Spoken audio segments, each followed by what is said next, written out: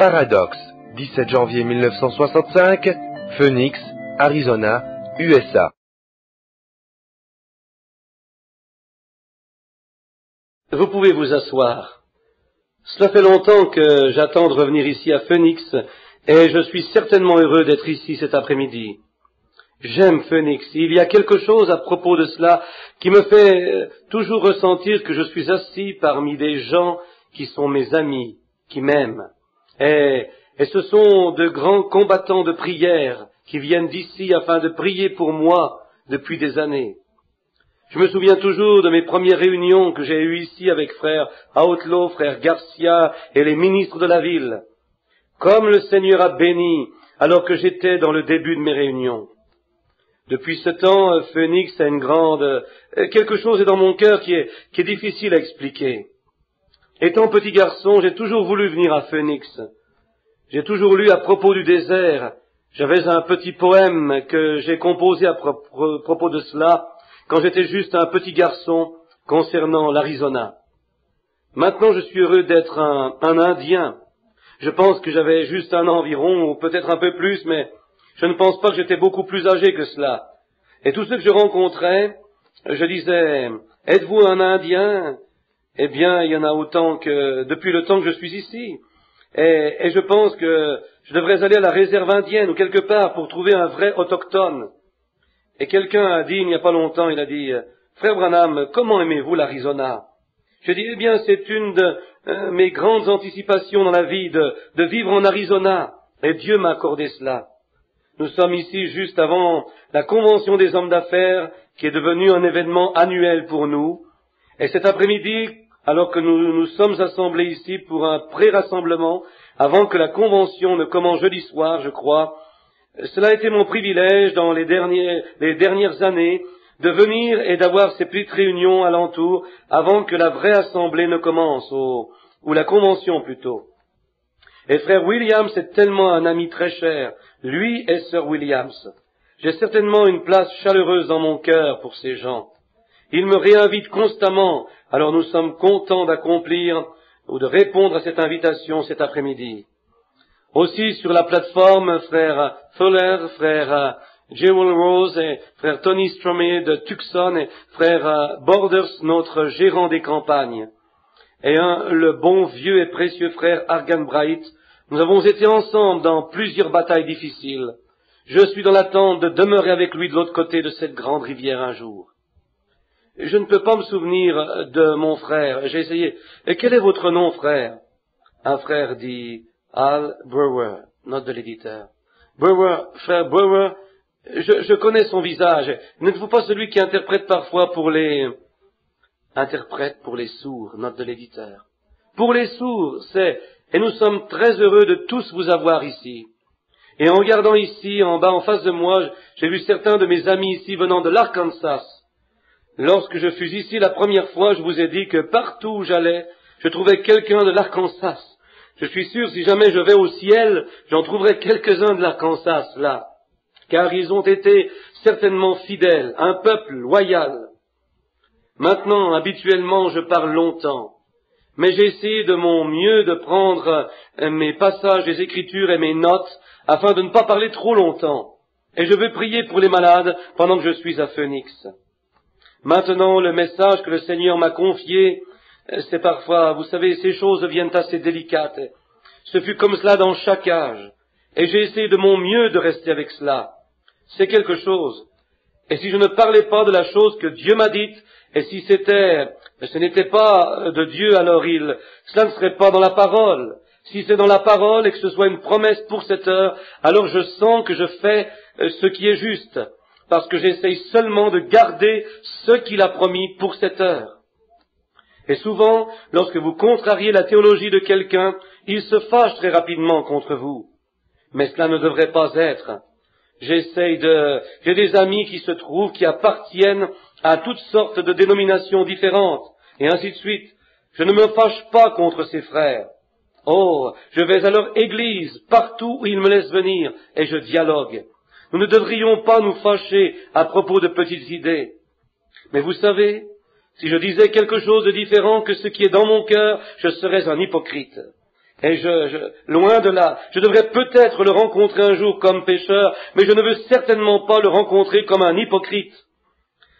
Mais je veux être fidèle. Et si je disais seulement, eh bien, je vais juste omettre ceci parce que le reste d'entre eux croit ceci, cela, alors quelle sorte de personne? Vous ne pourriez pas avoir confiance en moi, et je ne pourrais pas avoir confiance en Dieu, ni en moi-même, si je faisais des compromis si facilement. Qui que ce soit, ils doivent avoir quelque chose dont ils sont certains. Et c'est là où vous pourrez appuyer votre foi. C'est quand vous êtes sûr. Mais jusqu'à ce que vous soyez sûr, s'il y a une question, laissez cela tranquille, jusqu'à ce que vous en soyez sûr. Maintenant, Billy a probablement donné quelques cartes de prière, je pense oui, je lui ai dit de le faire. Et je crois qu'il m'a dit tout à l'heure qu'il l'avait fait. Et quelque part, à un moment donné, j'en appellerai quelques-uns en ligne de prière, au bout d'un moment, afin de prier pour eux. Et si votre carte n'est pas appelée, si elle est appelée plutôt, et que vous ne soyez pas certain que Dieu soit le guérisseur et qu'il vous guérira, cela ne vous fera aucun bien de monter ici parce que vous ne serez pas guéri. Vous, s'il y a une question, vous dites, eh bien, s'il y a quelque chose dans ma vie, je dois vraiment mettre ceci en ordre. Allez mettre cela en ordre premièrement et ensuite revenez dans la ligne de prière, voyez? Parce que la guérison est le pain des enfants. Nous réalisons cela. C'est dans l'expiation, et l'expiation est premièrement appliquée à nos âmes. Et la guérison a toujours précédé chaque message. Elle a aussi été un moyen de rassembler les gens ensemble. Et plusieurs personnes parraineront une réunion de guérison, plusieurs viendront à une assemblée de guérison ou à un festival de chant. Mais lorsque c'est pour sauver une pauvre âme perdue, il n'y a pas beaucoup de personnes intéressées à cela. Justement, mais c'est la chose principale. La guérison divine et les festivals de chant et ainsi de suite sont seulement, comme frère Bosworth avait coutume de dire, c'est l'appât sur l'hameçon. Et vous montrez l'appât au poisson, pas l'hameçon. Et c'est simplement la chose, pour faire en sorte que les gens écoutent un peu, jusqu'à ce que vous puissiez vraiment leur présenter votre message. Dieu a fait cela dans chaque âge, à travers chaque âge, il y a toujours eu une campagne de guérison, et si c'est une véritable campagne de guérison, derrière cette campagne, il y a toujours un message. Il n'a jamais donné un signe juste pour montrer un signe. Cela précède un message. Et je crois que c'est la même chose. Il y a 17 ans ou 18 années maintenant que le Seigneur m'a envoyé prier pour les malades. Cela a produit un grand réveil parmi les gens. Plusieurs grands serviteurs de Dieu sont allés de l'avant dans des campagnes de guérison en elles-mêmes. Et si vous restez dans la même vieille direction de ce que vous avez toujours été, il y a quelque chose de faux. Cette campagne de guérison n'était pas envoyée par Dieu. Cela doit attirer leur attention premièrement, voyez, obtenir leur attention et ensuite un message. Jésus, lorsqu'il s'avança, guérissant les malades, et ainsi de suite, il était un grand prophète pour chacun d'eux.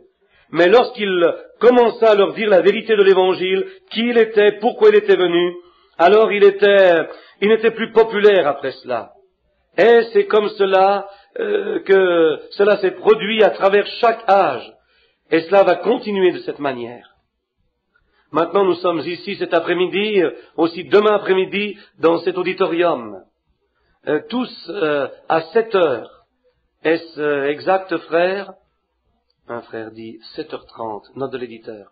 7h30, demain après-midi ou en soirée, aussi mardi soir, et je pense mercredi après-midi aussi. Le frère dit non au Ramadain mercredi, note de l'éditeur. Au Ramadain mercredi, et ensuite jeudi, c'est exact, la convention sera inaugurée. Et si le Seigneur le veut, je veux être ici pendant tout cela. Je suis ici, votre frère, un assistant dans le royaume de Dieu, pour vous aider dans tout ce que je pourrais, pour répondre à vos questions. Je ne serais peut-être pas capable de le faire. Mais en étant complètement en prière, nous comprendrions probablement si nous prions sur cela et allions à Dieu à propos de cela, au lieu de nous concentrer sur nos propres opinions. Si vous êtes malade, j'aimerais bien vous guérir, mais aucun homme ne peut faire cela. Cela est déjà accompli. La guérison demeure en vous. C'est votre foi dans les œuvres accomplies que Dieu a faites sur le calvaire avec Jésus-Christ. Et en dehors de cela, il n'y a pas de guérison. Et en dehors de cela, il n'y a pas de salut, pas d'église, pas de dénomination, pas de rituel. Rien ne garnira le salut. Jésus-Christ, il fut meurtri pour nos transgressions. Par ses meurtrissures, nous avons été guéris. Il a été meurtri pour notre transgression, nos transgressions. Pardonnez-moi. Par ses meurtrissures, nous avons été, c'est tout au temps passé, nous avons été guéris. Maintenant, sur cela, j'ai juste quelques moments pour vous parler cet après-midi, probablement 20 ou 30 minutes, et ensuite nous allons filer vers la ligne de prière. Chaque jour, habituellement, de nouvelles personnes entrent, alors il y aura de nouvelles cartes de prière qui seront distribuées. Mais nous ferons tout ce qui est en notre pouvoir, tout ce que Dieu permettra que l'on fasse, afin de prier pour chaque personne malade qui entre, qui veut que l'on prie pour elle. Et s'il existe quelque chose comme par exemple une personne qui arrive par avion mourante, une urgence ou quelque chose, alors vous pourrez voir frère Williams, Billy Paul ou certains d'entre eux pour les faire placer dans une chambre qu'ils ne veulent pas. Certains ne peuvent pas s'asseoir, ils sont mourants. Ils doivent être soignés de suite, placez-les dans une pièce afin que je puisse les rejoindre aussitôt. Mais c'est bien mieux si vous n'êtes pas dans cet état d'urgence, que vous preniez simplement vos credos et vos croyances et juste les mettre de côté quelques minutes, juste assez longtemps pour écouter ce que l'Écriture dit et ensuite ce que Dieu fait à propos de ce qu'il a promis. Et cela fera grandir votre foi. Et vous n'aurez même pas besoin d'être dans la ligne de prière où personne n'aura à prier pour vous. Vous êtes déjà guéri si vous pouvez juste le croire. Voyez? Et c'est le but de cela. C'est de vous laisser, c'est de vous faire prendre conscience de ce que Jésus a fait pour vous. Ce n'est pas nécessaire de monter ici, de vous agenouiller et de prier jusqu'à ce que vous soyez sauvés. Vous êtes déjà sauvés, mais vous devez l'accepter. Vos prières ne le feront pas, mais c'est par votre foi que vous êtes sauvés, non par la prière. Mais par la foi, vous êtes sauvés. C'est la même chose pour la guérison. Je suis sûr que nous comprenons tous cela. Et s'il y a des étrangers dans le public, nous voulons que vous sachiez, comme pour moi-même, ou ce groupe avec lequel je suis, les hommes d'affaires du plein évangile, nous ne représentons pas une certaine organisation dénominationnelle. Nous représentons seulement les chrétiens, les croyants de toutes les dénominations. Tous sont le bienvenu. Nous sommes heureux de vous avoir. Vous dites, eh bien, j'appartiens à une telle église, est-ce que je peux faire prier pour moi? Maintenant, vous n'avez même pas besoin d'appartenir à une église, vous n'avez rien à faire, sauf de monter ici et croire Dieu. C'est tout ce que vous avez à faire. Dieu fait le reste. Maintenant, j'ai usé une Bible, depuis que j'ai commencé dans les campagnes de guérison, ou les prières pour les malades, plutôt. À Houston, au Texas, on m'a donné une Bible il y a des années, il y a 18 ans environ, ses frères Kitson et son groupe, et j'ai usé cette Bible de l'avant à l'arrière, autour du monde, jusqu'à ce qu'elle soit complètement usée, les pages en ressortaient. Et on vient de me donner une nouvelle Bible. Et la chose étrange, je ne suis pas superstitieux. J'espère que vous les gens ne pensez pas que cela serait superstitieux. Lorsqu'on m'a donné cette Bible, ils avaient deux petits marqueurs en cela, des petits rubans. C'est une Bible comme j'avais. Frère Kitson m'en a donné une qui était une Bible Scofield. Maintenant, pas parce que je suis d'accord avec les notes de Monsieur Scofield. Or, probablement que certains d'entre vous le sont, d'autres ne le sont pas. Mais je voulais simplement vous laisser savoir que je ne prends pas la Bible Scofield parce que je crois en lui. Parce qu'il a fait tant de paragraphes. C'était une de mes premières Bibles. J'ai aussi appris à lire avec cela. Et je garde seulement la même Bible. Bien que si j'avais eu la Bible Thompson avec les chaînes de référence, elle aurait été bien mieux. J'aurais pu trouver mon texte plus rapidement avec une Bible à référence Thompson. Mais lorsque j'ai ouvert la Bible, le premier petit ruban dans la Bible fut une chose bien étrange. Où il était? C'était lorsque Salomon a consacré le temple de Dieu, et la gloire de Dieu était si grande, la gloire de la Shekinah dans le bâtiment, que les prêtres ne purent pas y rester pour y faire le service.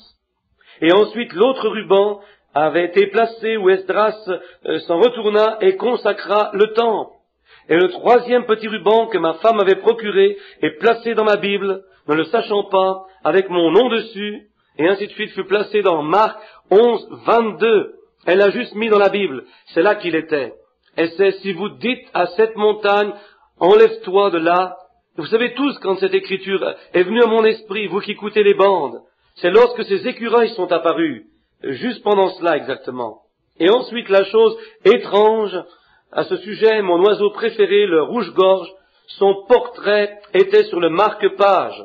Le petit oiseau avec la poitrine rouge, comme le dit la légende. Auparavant, il était un oiseau brun, mais il y eut un homme mourant un jour sur une croix, et il se sentit si chagriné pour l'homme, jusqu'à ce qu'il s'envole et essaye d'arracher les clous lui-même. Il a eu du sang partout sur sa petite poitrine, et c'est depuis qu'il est devenu un rouge-gorge. C'est de cette manière que je veux rencontrer mon Sauveur aussi, avec son sang dans ma poitrine, sur mon cœur. Or, c'est ma première réunion. Le message que je dois prêcher ici, c'est à Phoenix, Arizona. Phoenix, c'est quelque chose qui peut s'élever de rien. C'est ce que Dieu fait. Il prend rien et élève quelque chose de cela. Et mon message cet après-midi a pour titre, pour les prochaines 30 ou 40 minutes, un paradoxe. Et je veux lire à partir d'un passage de l'Écriture qui, il y a quelques années, je prenais une Bible et je vous laissais me remettre la Bible quand j'ai débuté dans mon ministère. Et je faisais circuler votre Bible et plusieurs d'entre vous m'avaient vu le faire. Juste la remettre comme cela et l'ouvrir comme cela et dire, Seigneur, où est le message pour moi? Cela s'ouvrait à Josué, le premier chapitre, ou dans n'importe quelle Bible que vous me donniez. Jusqu'au soir, une vision m'est venue à laquelle vous êtes familiers. Et j'ai vu cette Bible descendre du ciel, et une main, avec un collet sur une manchette comme ceci, sont tombés les 9 premiers versets de Josué. C'est là où je lis cet après-midi pour ma lecture. Ma lecture d'un passage de l'Écriture. Mon texte se trouve au 10e verset, et le 10e chapitre et le 12e verset. Mais avant d'ouvrir la Bible, inclinons nos têtes un moment. Maintenant, avec nos têtes et nos cœurs inclinés, pensons à ceci. Ne laissons pas ceci être juste une réunion ordinaire.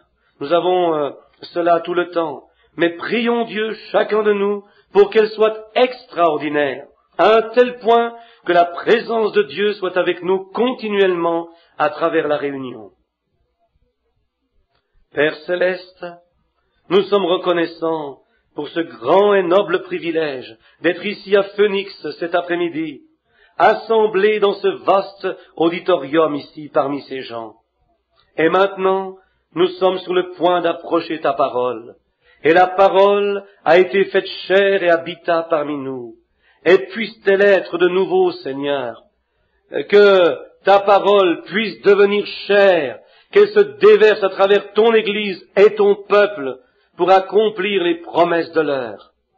Alors que nous réalisons que nous sommes à la fin des temps, il nous reste peu de temps, tout cela est en train de se mélanger avec l'éternité, et nous sommes sur la côte ouest, et comme la civilisation a voyagé de l'est à l'ouest, l'évangile a aussi voyagé comme cela.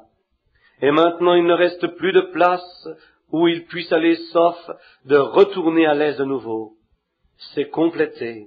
Et nous prions, Père céleste, que ceci soit une heure solennelle pour chacun de nous, que nous puissions sentir la présence du Saint-Esprit, l'auteur de cette parole, de retour dans l'édifice d'un tabernacle de chair, se manifestant lui-même à nous dans le pardon de nos péchés, l'indulgence de notre iniquité avec l'assurance qu'il n'imputera pas le péché aux croyants, avec l'assurance de cela, et aussi qu'il guérira nos infirmités, et fera sortir le peuple hors des chaises roulantes et des béquilles, et donnera la vue à ceux qui sont aveugles, et rallongera les jours de ceux qui se meurent avec des maladies horribles comme le cancer et la tuberculose avancée, et des maladies que nos docteurs ne peuvent guérir. C'est au-delà de tout cela, mais Dieu, tu vas au-delà de toute recherche scientifique, tu vas au-delà de tout raisonnement.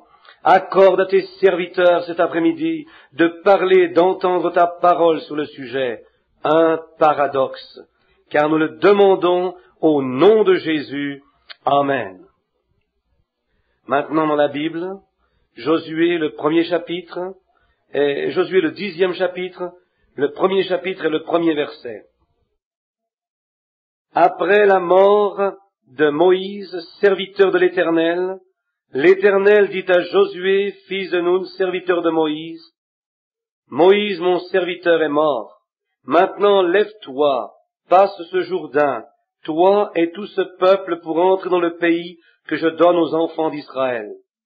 Tout lieu que foulera la plante de votre pied, je vous le donne, comme je l'ai dit à Moïse.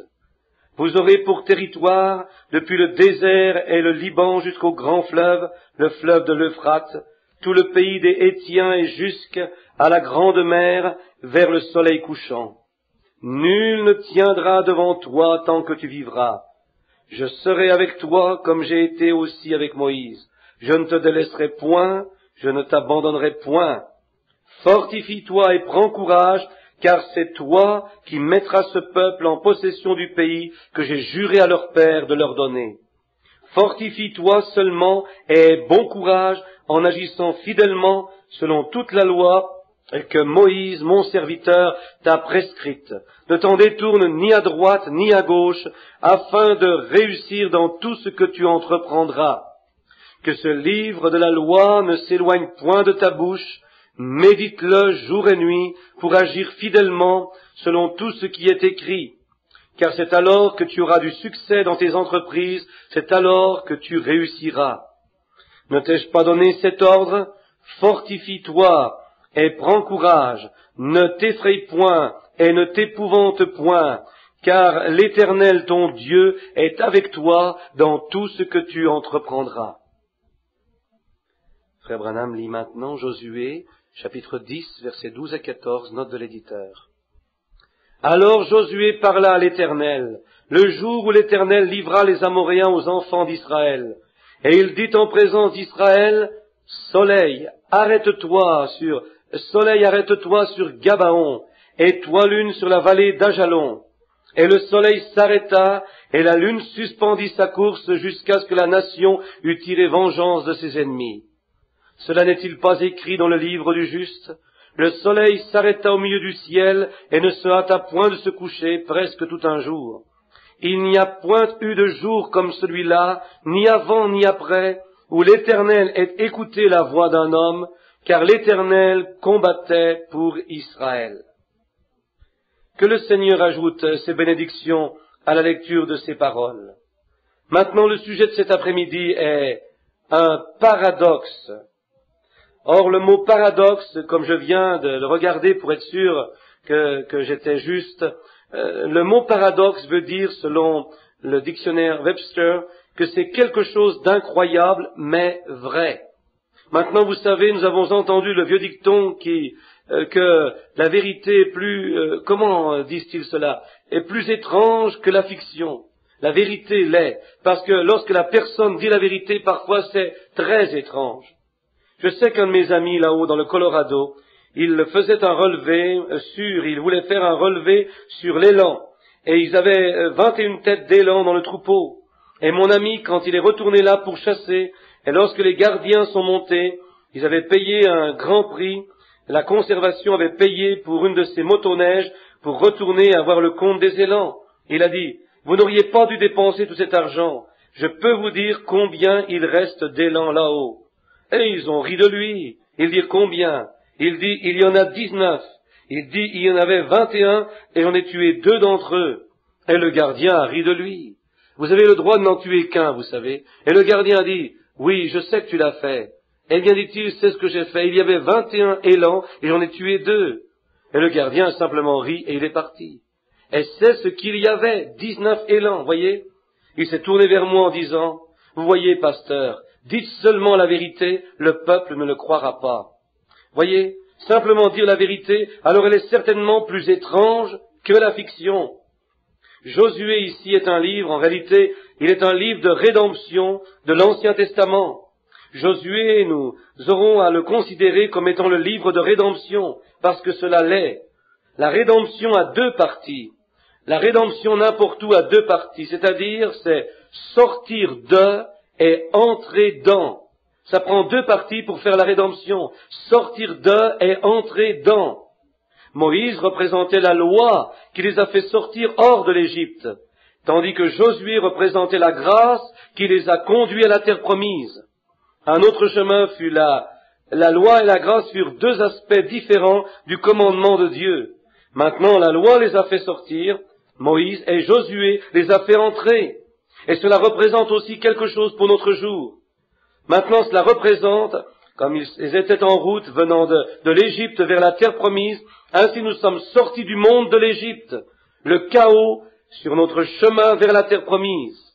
Dans la maison de mon Père, il y a plusieurs demeures. S'il n'en était pas ainsi, je vous l'aurais dit. Jean 14. Sortant, hors de, entrant, en dedans. C'est la loi qui nous amène à reconnaître que nous sommes dans l'erreur. Mais c'est la grâce qui nous pardonne. La loi n'a pas d'espérance de rédemption parce que cela est de la compléter. Il n'y a pas de grâce en cela parce que la loi vous montre seulement que vous êtes un pécheur. Mais la grâce vous dit comment en sortir. La loi est le policier qui vous met en prison, mais la rédemption est celle qui est venue payer votre amende. Et hors de et dedans dans la grâce. Les Éphésiens, maintenant nous découvrons la même chose dans l'Ancien Testament. Je pense que ce livre de Josué se compare à celui-là. Le livre des Éphésiens est comparable à cela dans l'Ancien Testament. Le livre des Éphésiens de l'Ancien Testament serait un bon titre à donner au livre de Josué, parce que c'est certainement comparable à ceci. Maintenant, nous trouvons Josué représentant la grâce, ou une propitiation quelconque. Elle ne pouvait pas exister en même temps que l'existence de la loi. N'importe quel message non plus, qui dirige les gens ne pourra pas coïncider avec un autre message passé, il ne peut pas faire cela. C'est là que vous avez du trouble aujourd'hui. Jésus a dit, est-ce qu'une personne prendra un morceau de vêtement neuf et le mettra sur du vieux? Ou mettra-t-on du vin nouveau dans de vieilles outres? Elles se gâteront, elles éclateront. Ils ne pourront pas supporter cela. Et Josué ne pouvait absolument pas entrer dans son ministère tant que Moïse n'était pas parti. Alors vous voyez le premier verset ici. Moïse, mon serviteur, est mort. Maintenant, lève-toi et conduis ce peuple vers la terre promise. Moïse représentait la loi, ayant rempli son temps. La loi avait eu son temps. Ils ont débuté en réalité avec la grâce pour commencer. Avant qu'ils aient la loi, ils avaient la grâce. Pendant qu'ils étaient en Égypte sans la loi, il n'y avait personne là-bas, ils étaient juste des prêtres et ainsi de suite, mais ils n'avaient aucune loi. La loi n'avait pas encore été donnée. La grâce leur a donné un prophète. Et aussi la grâce a pourvu d'une expiation l'agneau sacrificatoire. Nous allons entrer dans ceci cette semaine, sur le sacrifice, le sang, parce que votre guérison repose là. Et ainsi de suite. L'expiation avait été pourvue avant qu'il n'y ait une loi. La grâce fut avant la loi, durant la loi et après la loi. Alors Josué était là représentant la grâce. Elle était autorisée avec la loi, mais elle ne pouvait pas être en force tant que la loi était dans sa place appropriée. Et ainsi en est-il du monde de l'Église en ce dernier jour. Elle est venue elle a joué son rôle, mais il viendra un temps où cela devra cesser. Elle devra le faire. Il doit y avoir un Éphésien aussi de ce voyage, tout comme il en était des autres voyages. Il doit venir un Éphésien, un Éphésien de ce voyage. Surveillez. En quoi la loi ne pouvait jamais sauver un pécheur, comme je vous l'ai montré. Elle ne pouvait pas le faire. Donc la terre promise représentait un jour de grâce. Vous voyez, il ne pouvait pas les faire entrer pendant ce voyage. Et si vous remarquez, dans ce trajet, ils ont eu 3 étapes pendant leur voyage. Premièrement, ce fut la préparation par la foi là-bas en Égypte, sous l'agneau sacrificatoire. Ensuite, ils ont traversé la mer Rouge, dans le désert, une séparation qui représentait une autre étape de leur voyage. Parce que sous la préparation, lorsqu'ils se sont tous préparés, ensuite lorsqu'ils sont arrivés à la mer Rouge, il y avait un échec encore. Les gens ne croyaient pas, après avoir vu de nombreuses choses que Dieu avait faites. Ils ne croyaient pas encore.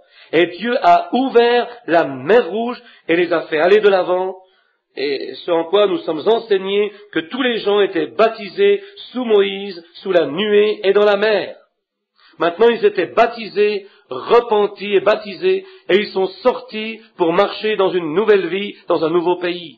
dans un nouveau voyage, parmi de nouvelles personnes, et la main de Dieu était sur eux. Mais finalement, ils arrivèrent à un endroit, pendant cette marche, où ils ne furent plus satisfaits avec leur marche de grâce.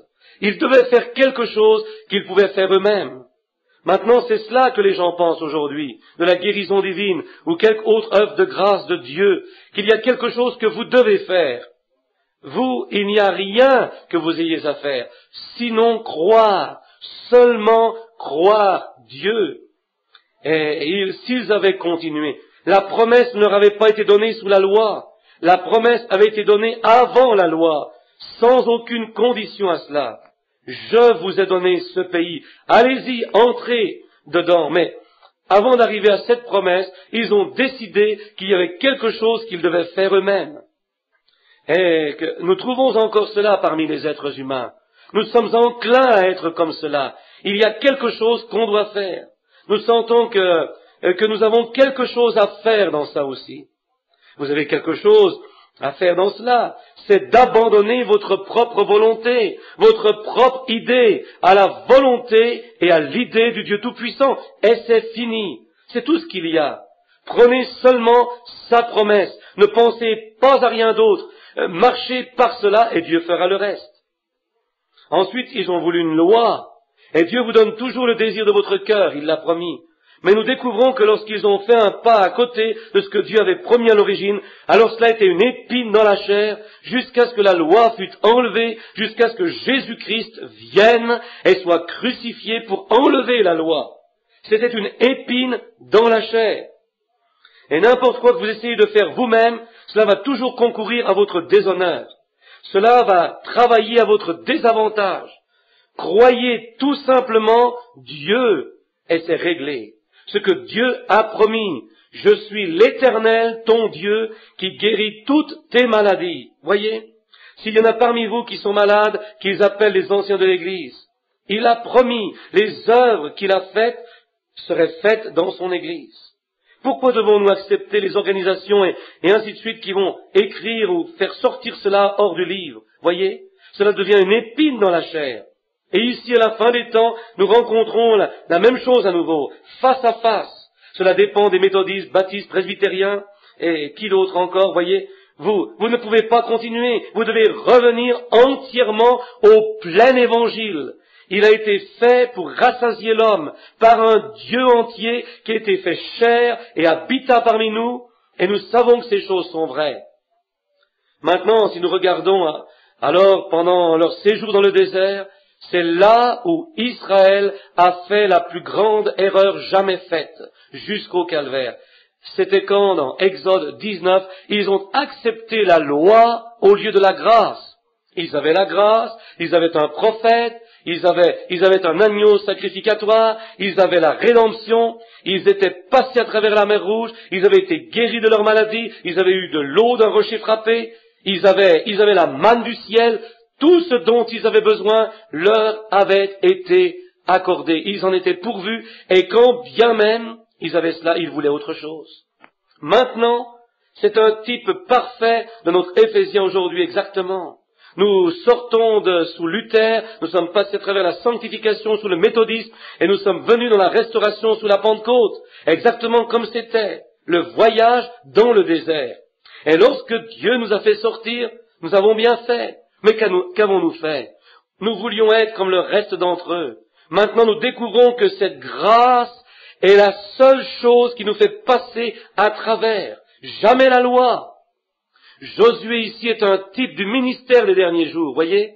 Maintenant, rappelez-vous ces 3 étapes du voyage. Tout cela a cessé, premièrement, la loi, et tout devait cesser afin que Josué a la même signification que Jésus, Jéhovah Sauveur, et qui les a fait sortir du désert dans la terre promise. Maintenant, je sais que plusieurs tiennent, et je ne veux pas être en désaccord avec les érudits, mais plusieurs pensent que la terre promise représente le ciel. Elle ne pouvait pas représenter le ciel. Elle ne le pouvait pas, car ils ont eu des guerres, des troubles, des frustrations et tout dans la terre promise. Et cela n'est pas représenté par la terre promise.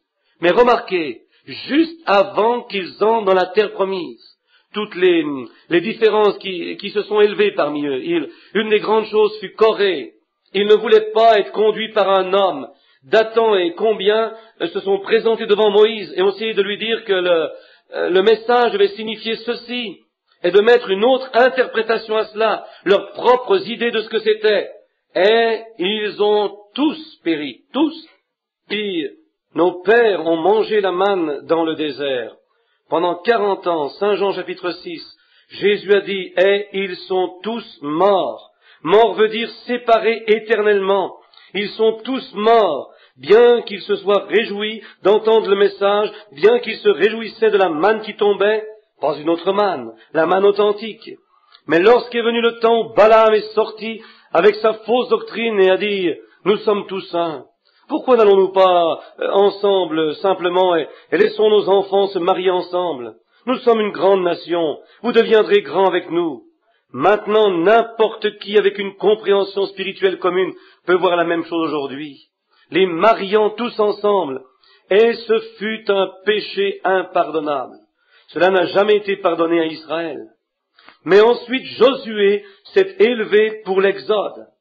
Maintenant, on nous enseigne dans Apocalypse chapitre 6, je crois, oui, le 6e chapitre des 7 sceaux, c'est, je pense, le livre doit être scellé avec 7 mystères ou 7 sceaux, Apocalypse 6, et dans les derniers jours, Apocalypse 10, dans Apocalypse 10, nous découvrons que le dernier messager du dernier âge de l'Odyssée, le dernier messager de la dernière heure, et durant le temps de sa prophétie, que les 7 sceaux seraient ouverts, les 7 mystères septuples qui avaient été omis. Dans chaque âge, il y a eu quelque chose d'omis. Le réformateur n'avait pas le temps de s'occuper de cela. Dans les jours de Luther, il prêchait seulement la justification par la foi. Il était parti, ils ont fait une église. Ensuite de cela, vint Wesley, il a prêché la sanctification. C'était ça. Et enfin, les pentecôtistes sont arrivés. Mais on nous promet, selon Apocalypse 10 et selon Malachie 4 et Saint Luc 22, 17 et ainsi de suite, qu'il doit venir un Éphésien à cela. Cela est promis, amis. Il doit y avoir un Éphésien, que ces mystères septuples de la parole de Dieu doivent être dévoilés. Et c'est dans l'âge de l'Odyssée que ceci prend place. Je crois que nous en sommes là. Je crois que nous sommes dans l'ombre de la venue du Fils de Dieu. Et comme Josué, juste avant que les Éphésiens ne se lèvent, ainsi Jean-Baptiste s'est levé juste avant l'autre Éphésien. Et on nous en promet un autre Éphésien. C'est prédit ici dans l'Écriture. Alors je pense que nous vivons dans les Éphésiens à nouveau. De retour on nous promet que ce qui a été laissé durant ces 7 âges. Maintenant, vous ne pouvez rien ajouter au livre ou retrancher de cela. Apocalypse 22, 18 le dit. Quiconque ajoutera une parole ou retranchera une parole, sa part sera ôtée du livre de vie. Maintenant, nous ne pouvons pas ajouter ou retrancher. Alors donc, nous savons que Luther n'a pas pu arriver à cela. Wesley, ainsi de suite. Les réformateurs, Knox, Finney, Calvin, en descendant et ainsi de suite. Ils ne l'ont pas entièrement eu. Mais ce qu'ils avaient était la vérité de l'Évangile. Mais maintenant, dans les derniers jours, on nous donne la compréhension par la parole, que nous allons la comprendre parce qu'il va venir un âge éphésien. Et nous y sommes. Maintenant, paradoxe. Je vais laisser ça en suspens car il ne me reste que 10 autres minutes. Ensuite, nous aurons la ligne de prière. Paradoxe. Il y a des gens aujourd'hui qui ne croient pas au miracle. Ils disent qu'ils ne peuvent simplement pas croire qu'il existe une telle chose comme des miracles dans cet âge moderne. Eh bien, je ne veux pas dire du mal de ces personnes, mais ils sont spirituellement engourdis. Ils sont spirituellement aveugles. Ils n'ont pas de vision spirituelle ou de sentiment spirituel, rien du tout. Car aucun homme ne peut s'asseoir parmi une foule de gens où le Saint-Esprit descend, peu importe qu'il soit absolument un pécheur ou elle, mais ils sont censés ressentir la présence de Dieu lorsque vous voyez la parole qu'il a promise s'accomplir. Il faut que vous soyez engourdis. Et lorsque vous le voyez avec vos propres yeux, que la chose arrive, il faut que vous soyez aveugles spirituellement. Je ne dis pas physiquement, mais vous pouvez être spirituellement aveugle et avoir une vue physique de 20 sur 20. Vous rappelez-vous Élie là-bas chez Dothan lorsqu'il est sorti et a aveuglé l'armée entière? La Bible dit qu'il l'a fait. Et il les a conduits directement dans une embuscade parce qu'il ne savait pas qui il était. Et cependant, il était exactement ce qu'il était supposé rassembler, et ainsi de suite. Et il est allé directement vers eux. Mais ils étaient aveugles. Et vous pouvez vous tenir dans la présence du Dieu vivant, vous pouvez vous tenir sous l'onction du Saint-Esprit et le voir agir, et quand même cela ne vous touchera pas. Vous pouvez voir ce que Dieu a dit, cela vous est prêché parfaitement, ensuite manifesté quand même, ils ne veulent pas entrer, ne le croient pas. Alors là, vous êtes au-delà de l'espoir. Vous êtes déjà mort, engourdi, aveugle, perdu. Il était complètement. Le monde.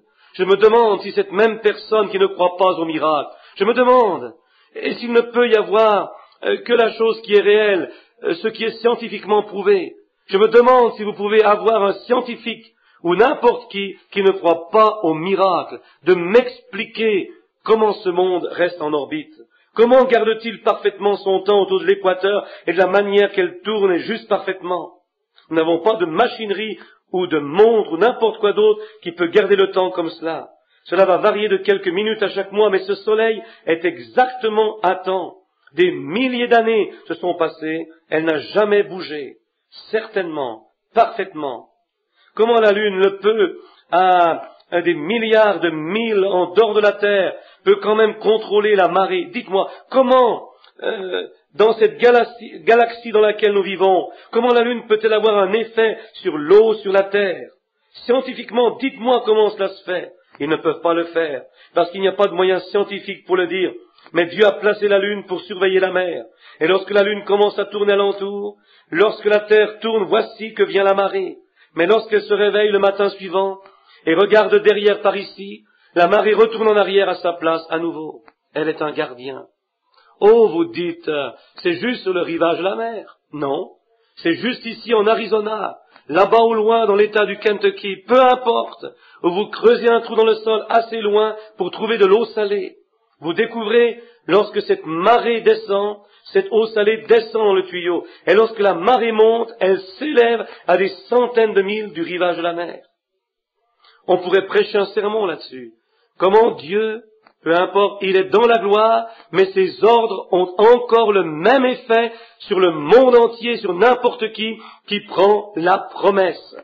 Son ordre est donné. Il y a des lois de la nature et elles demeureront fidèles de la Pentecôte ou à n'importe quel temps.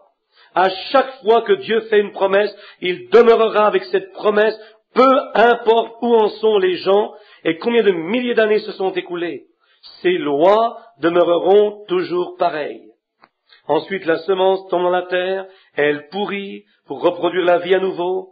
Il semble que si jamais elle devait reproduire la vie, ce serait quand elle est dans son état parfait. Mais si jamais la vie était en elle, alors pourquoi ne se reproduirait-elle pas? Mettez-la en terre, la vie va bondir.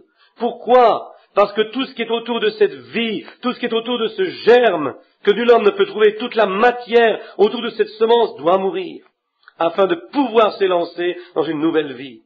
Mais tout ce qui est alentour doit aussi mourir et pourrir, avant de pouvoir reproduire la vie. Ainsi en est-il de l'individu.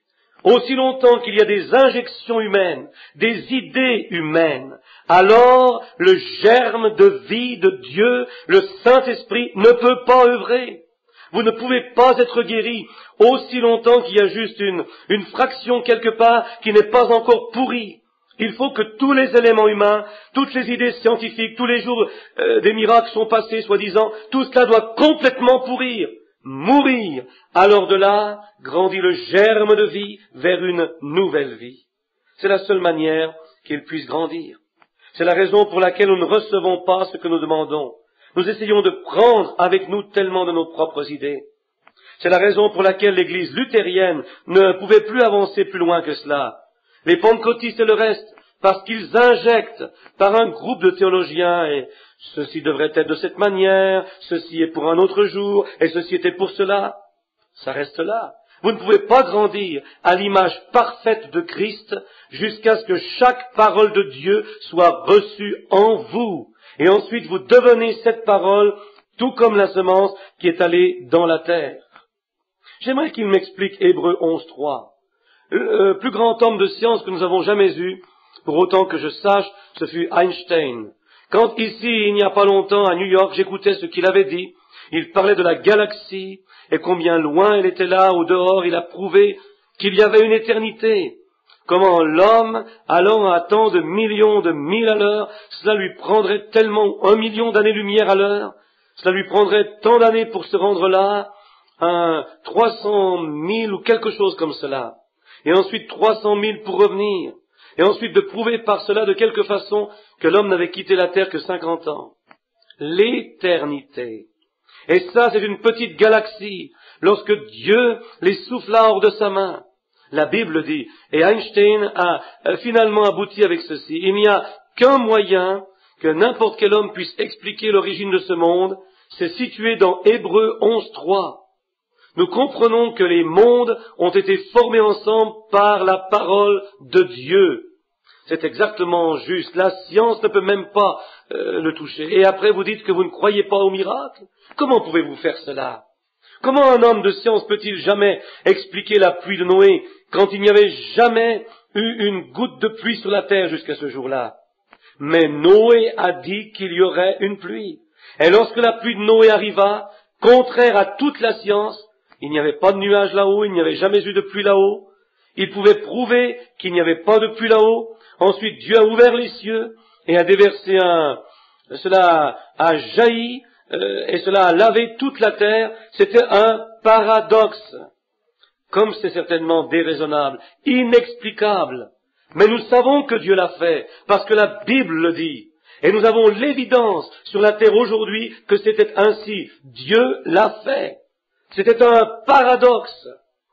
Lorsque Dieu a pris un vieillard du nom d'Abraham, à l'âge de 75 ans, et sa femme 65, plusieurs années plus loin que le temps de la vie, une ménopause, et lorsqu'il a pris cet homme et lui a donné une promesse à 75 ans, à cette femme qu'il avait mariée, sa demi-sœur, il avait vécu avec elle depuis qu'elle était une jeune fille, il s'était marié lorsqu'elle était probablement une adolescente, et ici elle avait 65 ans, et dit, tu vas avoir un bébé avec cette femme. Et qu'en serait-il si Abraham avait dit, je ne crois pas dans des paradoxes, je ne peux simplement pas accepter cela. Cela ne se saurait jamais produit. Mais vous voyez, lorsque vous dites que vous croyez quoi que ce soit, alors vous devez le mettre en action. Ensuite, Abraham a été commandé de se séparer lui-même de toute incrédulité et de marcher avec Dieu seul. Et au lieu de devenir plus faible, il devint plus fort. Et lorsqu'il eut 100 ans, et Sarah avait 90 ans, le bébé arriva. Comment Abraham a-t-il pu prendre son fils? Au loin, à 3 jours de marche, probablement 90 000 de la civilisation, sur le haut d'une montagne, où que le Seigneur lui avait montré d'aller offrir son fils Isaac. Isaac transportait le bois là haut, comme nous le savons, ce qui est un type de Christ, et là-haut sur cette montagne, il devait offrir Isaac comme un sacrifice.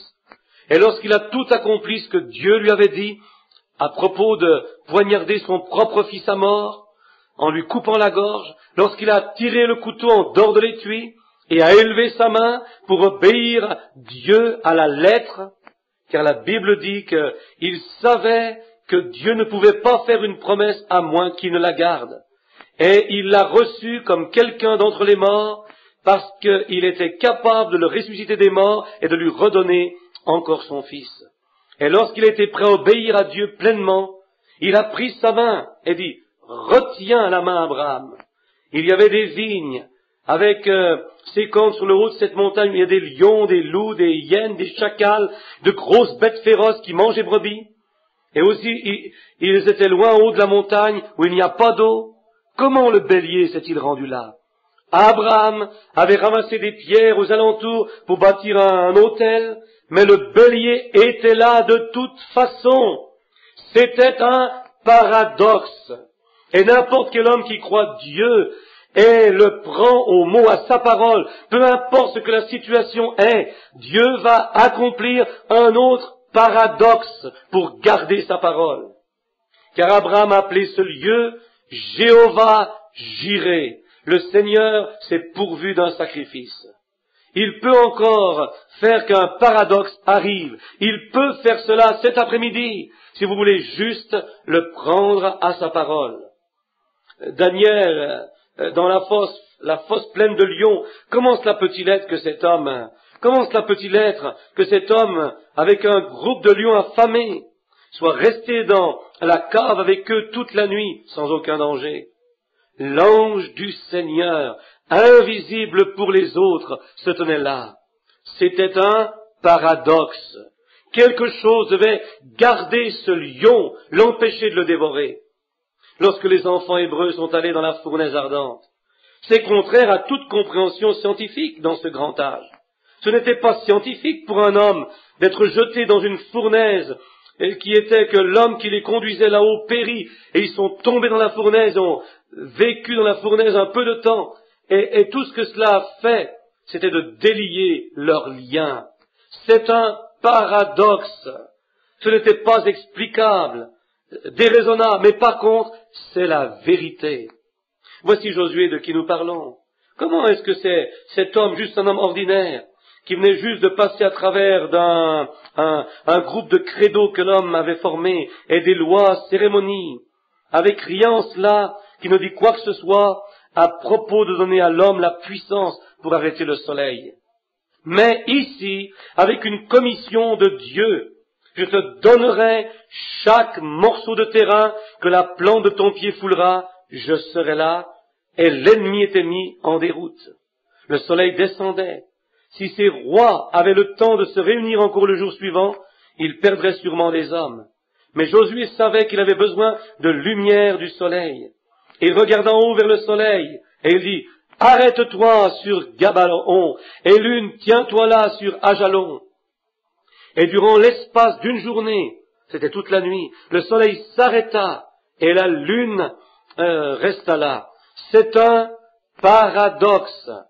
Un homme marchant dans la volonté de Dieu pouvait faire une telle chose, car il était encore dans un âge d'Éphèse, dans un Éphésien avec l'Évangile. Certainement c'était un paradoxe. Moïse, avec un bâton dans sa main pour descendre là-bas et aller délivrer les enfants d'Israël. C'était un paradoxe. Lorsque l'Égypte avait toutes les armées et leurs hommes bien entraînés, c'était un paradoxe. La naissance virginale était un paradoxe. Comment une vierge pourrait-elle, contre toute compréhension scientifique, une femme qui ne connaissait pas d'homme, peut-elle produire un enfant? Et non seulement un enfant, mais Emmanuel, qui a prouvé exactement que ce qu'il a dit, c'est ce qui serait. Comment cela peut-il arriver? C'était un paradoxe. Parce que Dieu a parlé à son prophète des siècles auparavant, et le prophète a obéi à la parole de Dieu, et la parole a été prononcée, et la parole a été faite chair, et habita parmi nous. Et nous croyons cela. Certainement, c'était un paradoxe. Comment pouvait-il marcher sur l'eau? C'était un paradoxe. Un être humain, selon la grandeur de vos pieds, ne pourrait pas faire cela. Mais il l'a fait. Qu'est-ce que c'était? Inexplicable. Mais c'était quand même un paradoxe. Dieu l'a fait. Nous le croyons. Nourrir 5000 personnes avec 2 poissons et 5 biscuits. Mais il l'a fait. Il a multiplié non seulement le poisson, mais du poisson cuit. Pas seulement du pain, mais du pain cuit. Comment pouvait-il changer l'eau en vin? Complètement un paradoxe. Il a guéri les malades. Par exemple, ceux avec la lèvre, auxquels ils n'ont pas rien jusqu'à ce jour. La science n'a rien pour guérir la lèpre. Mais Jésus l'a guéri avec sa parole. C'était un paradoxe. Il est le même, hier, aujourd'hui et pour toujours. Sa parole guérit encore les malades. C'est un paradoxe, certainement. Il a ressuscité les morts, après que la vie mortelle les eut quittés. Lazare, le fils de la veuve de Naïn et la fille de Jairus, il a ressuscité les morts avec sa parole, parce qu'il est la parole. Et ensuite, une autre grande chose en terminant. Pour prouver qu'il était le Messie, pour prouver qu'il l'était, il devait venir dans l'ordre et répondre à la parole. Et la parole a dit, lorsqu'il a parlé au prophète, le Seigneur ton Dieu va susciter un prophète comme moi. Il y avait beaucoup d'hommes qui se sont levés. Il y avait eu pendant des centaines et des centaines d'années, il n'y avait pas eu de prophète. Oh, ils avaient eu des prêtres et de grands hommes, et alors que nous lisons l'histoire, entre le temps de Malachie et Matthieu, 400 ans, il y avait eu de grands hommes, mais il n'y avait pas eu de prophète. Et ensuite, lorsqu'il arriva sur la scène, pour prouver qu'il était cet Éphésien rendu manifeste, Jean l'avait annoncé, mais Jésus était cela, il était la parole manifestée lui-même. Lorsque Pierre vint à lui un jour avec André, son nom était Simon, et lorsque Jésus se tenait là, n'ayant jamais vu l'homme de sa vie, écoutez attentivement, lorsqu'il s'est tenu là et regardé l'homme et dit, ton nom est Simon, et tu es le fils de Jonas, c'est un paradoxe. Sûrement que ça l'est, certainement, c'était un paradoxe.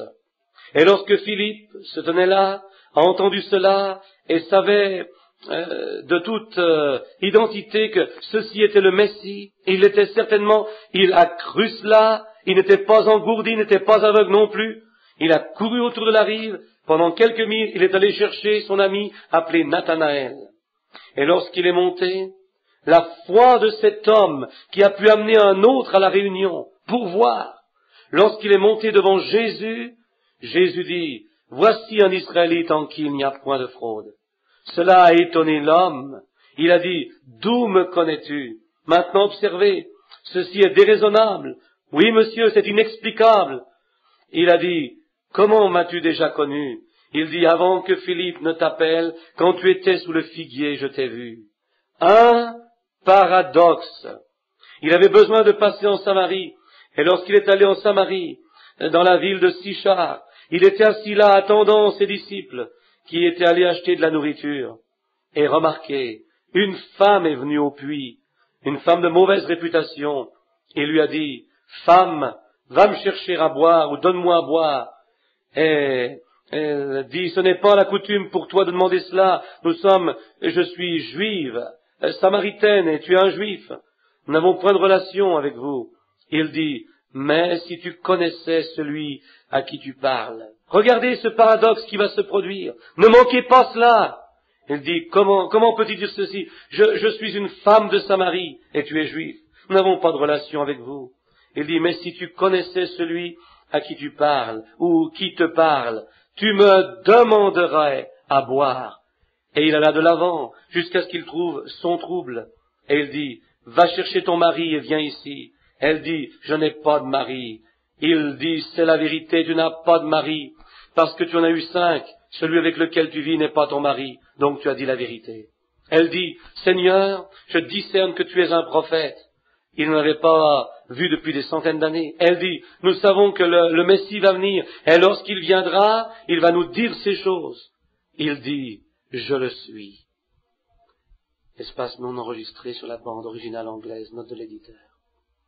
C'était un paradoxe confirmé, et on découvre que c'est la vérité de l'Évangile. Un Évangile qui avait promis ceci. Et voici que c'est arrivé et confirmé que ce l'était. Maintenant, laissez-moi vous donner un grand et noble paradoxe ici, juste une minute. Dans Jean 14:12, Jésus a promis que le croyant qui croirait en lui ferait les mêmes œuvres. Est-ce vrai? Dieu qui fit la loi ou la promesse doit garder cette promesse pour être Dieu. Il la garde. Pensez, le Dieu, pourquoi c'est un paradoxe en soi? Car Dieu qui a fait la promesse ne peut pas briser cette promesse, de donner cette promesse des choses qu'il a faites à son peuple, de poursuivre cela à travers l'âge jusqu'à ce qu'il revienne, d'aller à travers le monde, prêcher l'évangile à chaque créature à tout le monde. Celui qui croira et sera baptisé sera sauvé, et celui qui ne croit pas sera condamné, et ces signes accompagneront ceux qui croient. Il doit garder cette parole, et parce qu'il l'a dit, cela est sorti de sa bouche, et doit s'accomplir. Toute l'écriture doit être accomplie. alors c'est un paradoxe seulement d'entendre Jésus, le Fils de Dieu, faire une telle déclaration comme cela. Les choses que je fais, vous les ferez aussi. Maintenant, la Bible dit dans Hébreux 13:8, il est le même hier, aujourd'hui et pour toujours. C'est un paradoxe, car cela doit être fait. Le ciel et la terre passeront, mais pas une seule parole que j'ai déjà dite faillira, dit-il. Cela doit s'accomplir. Maintenant, amis, je crois qu'il est le même hier, aujourd'hui et pour toujours. Je crois qu'il est aussi probable de causer ou d'être la cause cet après-midi dans ce bâtiment, d'accomplir un paradoxe parce qu'il a promis que cela va arriver. Et combien plus a-t-il promis? Combien plus cela reste dans la Bible, jusqu'à cet âge même que nous vivons. L'Éphésiens, à nouveau, des âges de l'Église. Nous avons 7 âges de l'Église. Nous avons 7 âges de l'Église, et il nous a été promis que dans l'âge de l'Odyssée, il y aurait un autre Éphésien. C'est exact. Et nous sommes ici. Je crois avec tout mon cœur que Jésus-Christ a fait la promesse. Comme je disais dans mon dernier message, me tenant là contre ce mur, lorsque j'étais ici il y a quelques semaines, chaque fois que vous bougez votre doigt, cela tourne et tourne autour du monde, cela ne s'arrête jamais. Chaque geste que vous faites, vous le verrez au jugement. La télévision prouve que c'est ici, la 4e dimension, car la télévision ne manufacture pas ce portrait. Ce n'est qu'un canal pour cette onde dans un tube, et vous voyez un portrait. La couleur touche chaque objet qui bouge, qui passe dans le monde, va directement à travers d'ici maintenant, faisant un enregistrement. Un jour, votre propre enregistrement ou registre sera fermé, et vous allez devoir répondre à cet enregistrement. C'est exact. Oh Dieu, fais que je sois si planté, fais que je sois tellement mort à moi-même et à n'importe quoi autour de moi, mais que je sois conscient de la parole de Dieu vivant parmi nous aujourd'hui. Prions. Seigneur Jésus, tu es un paradoxe. Lorsque Dieu a été fait chair, je prie, Père Céleste, que tu le rendes manifeste toi-même cet après-midi. Nous le prouvons ici aujourd'hui. Non seulement le prouvant, il y a, je suppose, 90% ou plus de gens assis ici, croyant cela, chaque parole. Mais afin qu'on te voie à nouveau, et laisse savoir que cette parole que tu as parlée, qui voyage encore autour et autour du monde, comme un enregistrement, avançons dans cet enregistrement aujourd'hui, Seigneur. Avançons là-dedans, et ne pas l'entendre juste comme si cela devenait secondaire de la bouche d'un homme, mais que cette bouche, cette personne, ce peuple, tous assis ici, puissions nous devenir ta parole. Nous sommes prêts à mourir, Seigneur, à nos propres idées, juste pour te voir accomplir ta promesse. Les choses que je ferai, vous les ferez aussi. Je prie que tu accordes ceci au nom de Jésus. Amen. Juste avant de former la ligne de prière, j'ai pris une bouchée de crème glacée un jour avec mon vieil ami docteur. Il a dit, je veux te demander quelque chose, Billy. J'ai dit, très bien. Il dit, crois-tu dans... C'est là où j'ai reçu cette pensée. Paradoxe. Il dit, crois-tu dans un paradoxe? Je dis, certainement. Il dit, je sais que tu y crois. Il m'a parlé d'une certaine personne qui avait été guérie après que l'on ait prié pour elle. Il avait vendu des drogues d'épilepsie pendant des années. Parfois, ils avaient 7 ou 8 attaques par jour, des médicaments forts. Et il dit, ils ne sont plus jamais revenus pour en avoir encore. Et je les voyais tout le temps. Ils ne l'ont plus jamais eu. Il dit, je veux te dire quelque chose, juste pour te laisser savoir que je crois ce dont tu parles. Il dit, durant tout le temps de la crise, de la dépression, mon fils ici, maintenant tenait le magasin. Il dit, il servait un jeune homme, disant juste, ils l'ont envoyé en ligne pour un médicament. Et il dit, un homme est venu ici, et il avait sa femme, dit-il, une petite femme, vous pouviez la regarder et voir qu'elle était sur le point d'accoucher d'un enfant à n'importe quel moment. Il dit, elle ne pouvait plus se tenir dans cette ligne du tout. Alors il a conduit sa femme dans la porte et reposait justement sur son épaule. Et il dit, mon garçon est monté, il dit, puis-je vous aider? Et oui, disons, voici l'ordonnance, la prescription du docteur. Mais il dit, je veux que cela soit bien clair. Il dit, nous n'avons pas encore l'argent. Il dit, nous l'aurons du pays, mais ma femme ne peut justement plus endurer cela. Le docteur a dit qu'elle devait avoir le médicament tout de suite. Il dit, si vous pouviez juste lui donner le médicament, je vais aller juste là et me tenir en ligne jusqu'à ce que j'ai reçu l'argent du pays. Et le garçon a dit, monsieur, je suis désolé. Il dit, c'est contre nos règlements ici de donner les remèdes sans avoir l'argent. Vous savez comment c'était dans ces temps-là. Il dit, je suis attristé pour elle, mais je ne peux pas le faire. Il dit, j'étais assis juste là lisant le journal, et je regardais en haut, et quelque chose d'étrange a réchauffé mon cœur. Il dit, je suis monté là, j'ai dit, attends une minute, mon fils, attends une minute. L'homme s'en allait vers la porte. Il dit, eh bien, c'est en ordre, mon fils. S'en allait vers la porte. J'ai dit, juste une minute, dit-il, qu'est-ce que c'était? Il dit, eh bien, cet homme, il m'a expliqué cela. Il dit, laissez-moi voir la prescription. Il dit, attends juste un petit peu, fiston. Je vais t'apporter le médicament. Il dit, je me suis retourné, j'ai mélangé la prescription que le docteur avait prescrite sur son papier. Il dit, je suis monté là, il n'avait plus d'argent. Il dit, je lui ai mis en main cela, ne sachant pas si je le recevrais ou pas, mais ne pensais juste pas que je l'aurais. Il dit, je pensais justement que je devais le faire. Et il dit, Billy, lorsque j'ai placé cela, ce médicament dans la main, là, dit-il, c'était le Seigneur Jésus. Il dit, j'ai vu un homme se tenant là. Il dit, j'ai lu plus tard que l'Écriture dit, tout ce que vous avez fait au plus petit d'entre les miens, c'est à moi que vous l'avez fait. Il dit, Billy, qu'est-il arrivé à mes yeux? Est-ce que j'ai vraiment vu ça?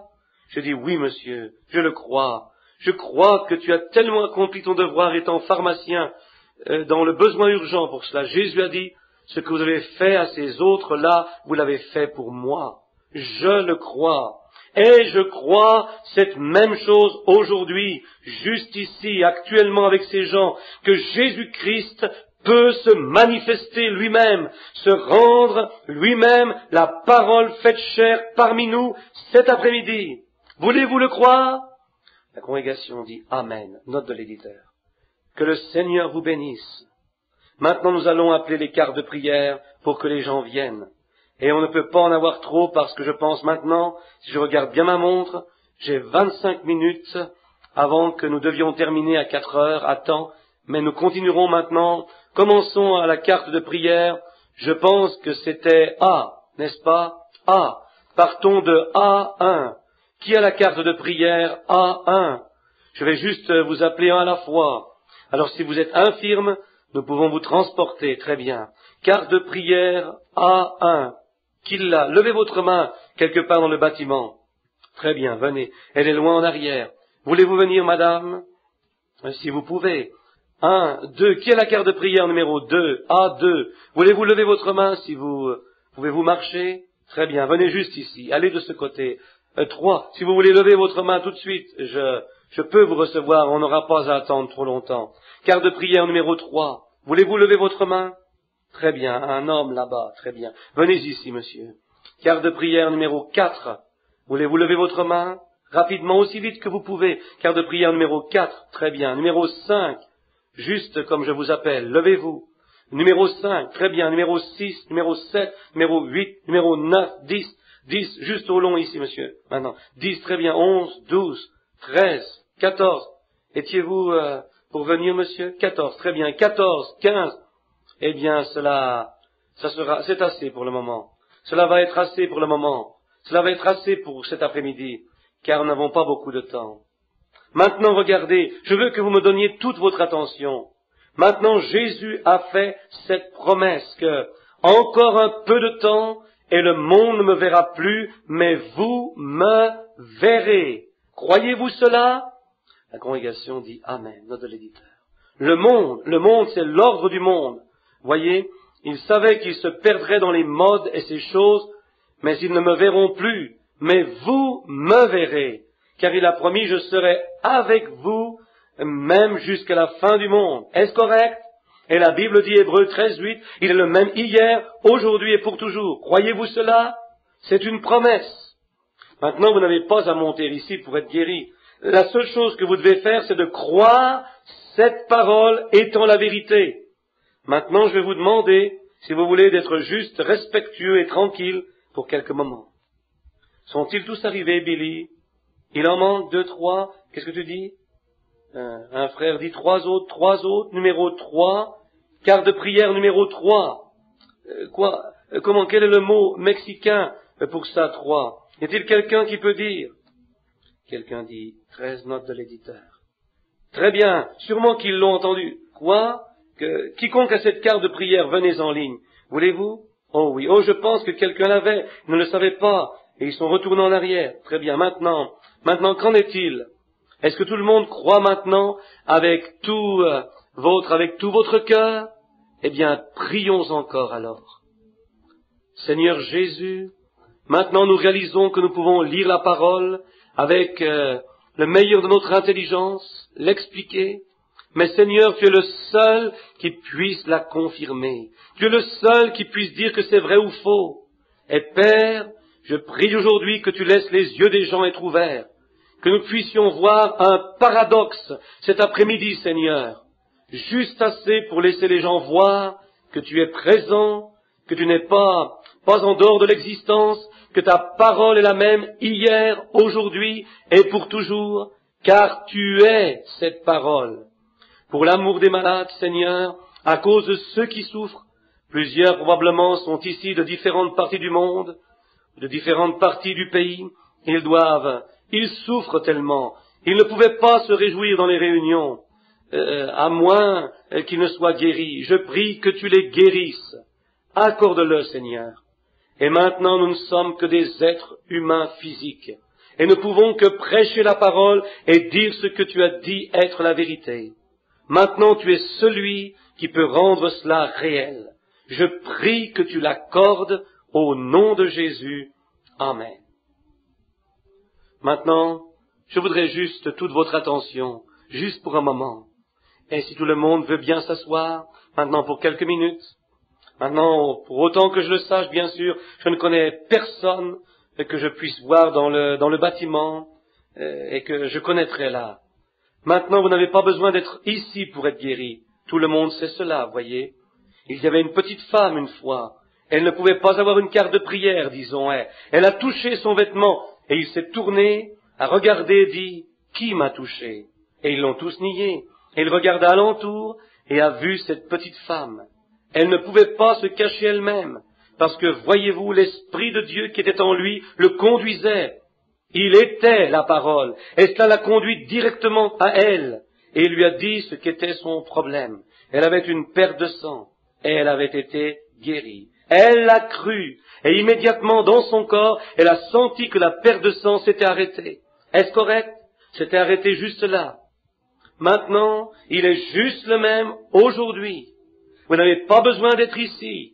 Maintenant, la Bible dit que dans le Nouveau Testament, maintenant, que Jésus-Christ est notre souverain sacrificateur. Croyons-nous cela? Le seul souverain sacrificateur que nous avons, le seul intercesseur que nous avons entre Dieu et l'homme, c'est l'homme, Christ Jésus. Croyez-vous cela? Et la Bible dit, il est le souverain sacrificateur qui peut être touché par le sentiment de nos infirmités. Est-ce vrai? Combien savent que c'est vrai? Levez votre main pour qu'il... Très bien. Je ne suis pas parmi des étrangers sur cette parole. Maintenant, comment agirait-il si vous le touchiez? Il agirait de la même manière qu'il l'a fait lorsqu'il était ici. Parce qu'il est le même hier, aujourd'hui et pour toujours. Est-ce juste?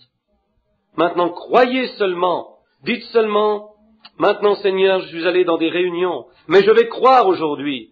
Je ne penserai même pas à moi-même. Je vais simplement croire avec tout mon cœur que tu es ici. Et j'ai un besoin. Et tu aide-moi, Seigneur. Voyez? Maintenant, faites cela. Ne soyez pas nerveux. Juste sincèrement calme.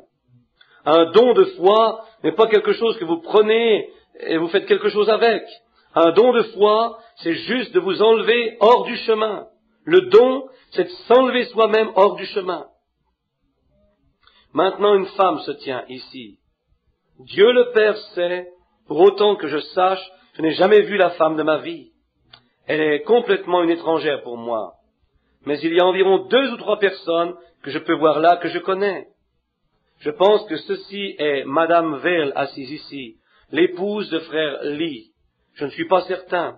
Ensuite, je connais ces 3 ou 4 garçons assis juste au long ici. Et pour autant que je sache, c'est tout ce que je peux voir dans la réunion en ce moment que je connais. Je crois que c'est frère Anthony Milano, assis là, de New York, frère Filer du Kentucky. En dehors de cela, je sais que frère Stoffman est là quelque part. Je l'ai entendu crier « Amen » tout à l'heure. C'est à peu près la limite. Et le Père Céleste sait cela.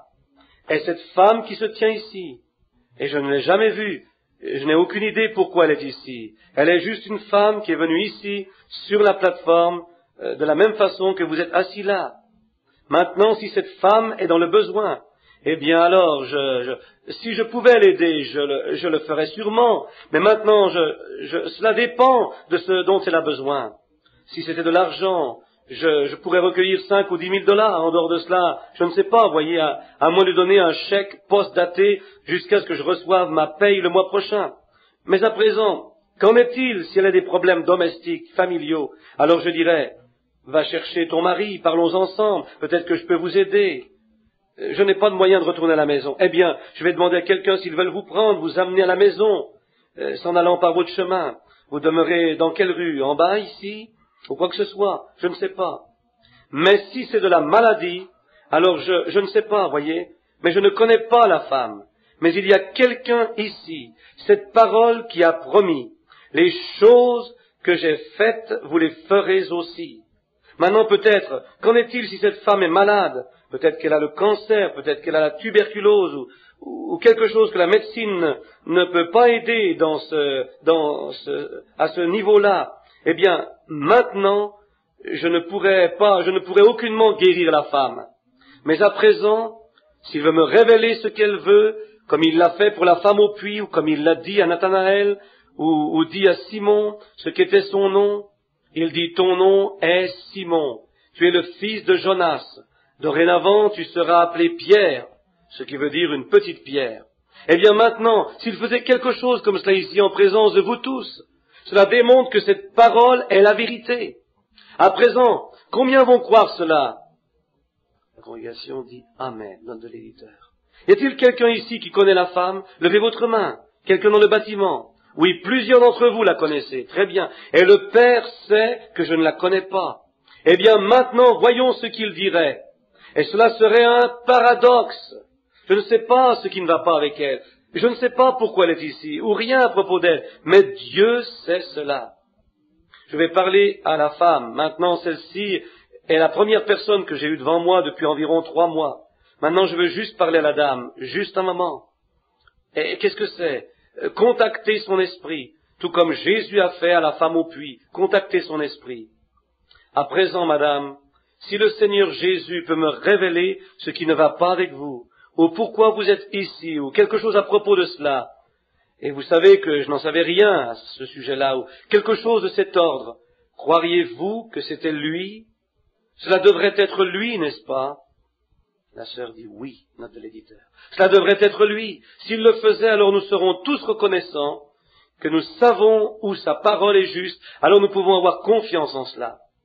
À présent, s'il peut me révéler ce qu'est votre trouble, et moi ne vous connaissant pas, et vous savez cela, mais maintenant s'il peut me révéler ce qu'est votre trouble, ou quelque chose à propos de vous, alors cela démontre qu'il y a un esprit ici quelque part qui vous connaît.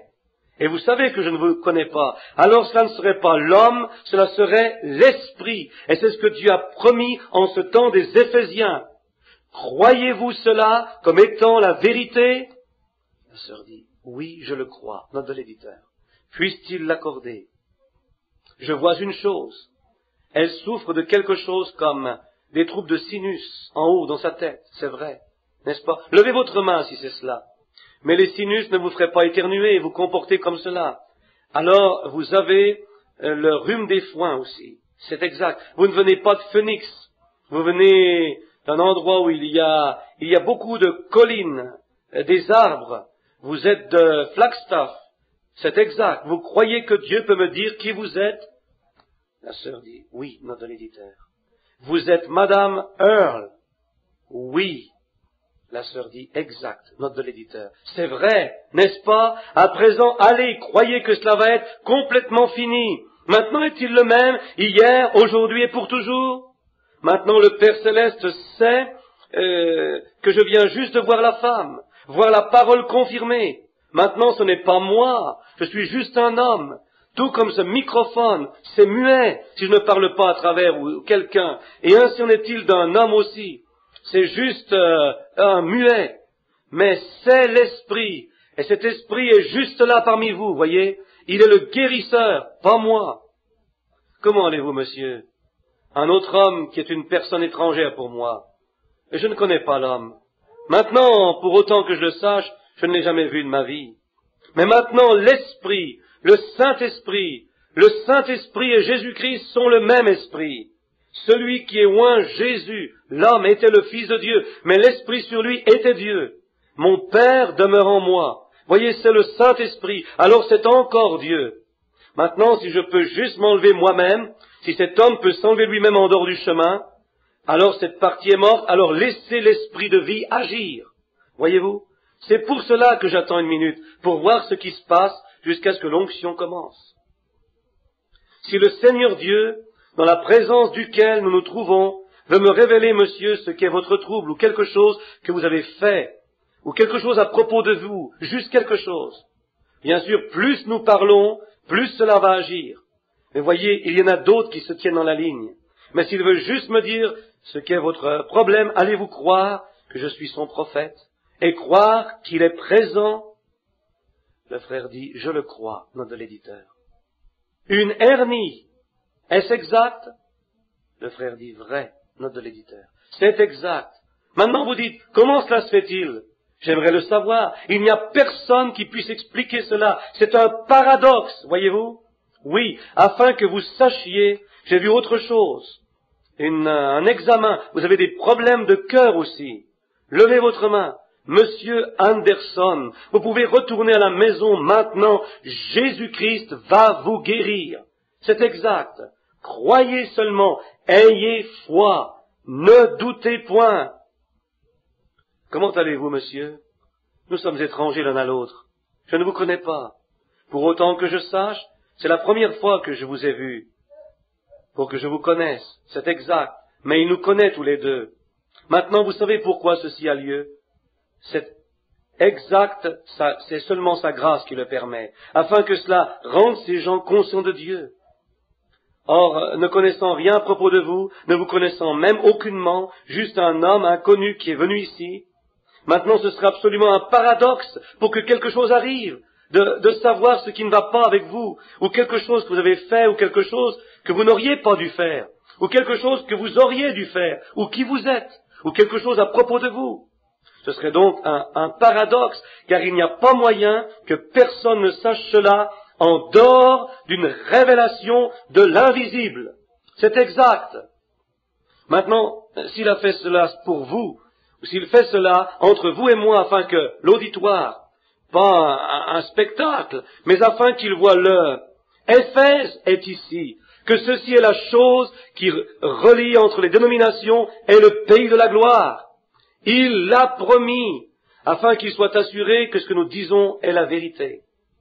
Maintenant de vous connaître, vous savez que je ne vous connais pas, c'est-à-dire levez votre main afin que les gens qui vous voient, je n'ai jamais vu l'homme de ma vie. Il est juste un homme debout là, demandez à n'importe qui d'autre, mais vous souffrez avec une hernie.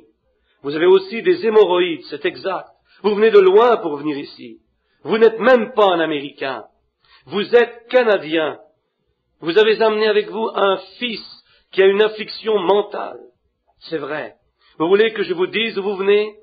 Vous venez de la province de la Saskatchewan, la ville de Saskatoon. Croyez avec tout votre cœur et Dieu va vous faire rentrer à la maison en bonne santé avec votre fils. Le croyez-vous? Que Dieu vous bénisse. Croyez-vous? Le Seigneur Dieu demeure encore Dieu. Voyez, il n'y en a eu aucun autre que lui. Comment allez-vous? Voici une femme, une inconnue pour moi, peut-être un peu plus âgée.